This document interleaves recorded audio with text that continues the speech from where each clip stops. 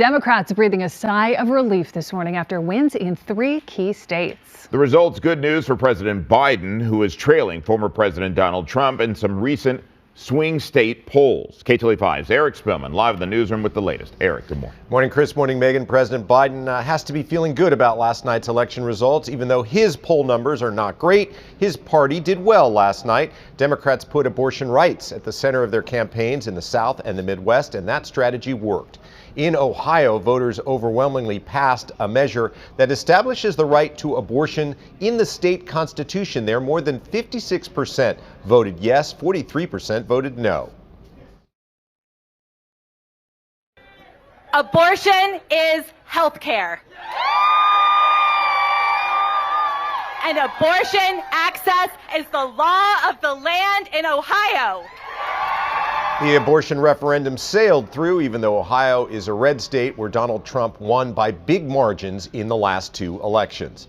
In Virginia, abortion was also a factor. Democrats managed to take full control of the state legislature. They kept their majority in the state Senate, and they flipped the House of Delegates. It's a defeat for the Republican governor, Glenn Youngkin. He'd been pushing for a 15-week ban on abortion. He called it a reasonable solution, and he needed Republicans to take over the legislature to get that. Well, that's not going to happen. The loss for his party last night means Youngkin is not likely to become a late entry to the Republican presidential race.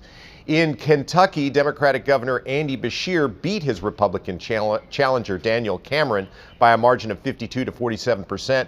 Beshear wins a second term in another state that voted for Trump. He criticized his opponent for backing a state abortion ban that had no exceptions for rape or incest.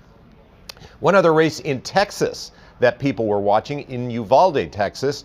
Kimberly Mata Rubio was running for mayor. Her 10-year-old daughter Lexi was killed in the mass shooting at Robb Elementary School in May of last year. 19 students and 2 teachers died in that attack. Mata Rubio has called for tougher gun laws. She lost in the election yesterday to a former mayor of Uvalde, but she promised to keep fighting in honor of her daughter. Megan?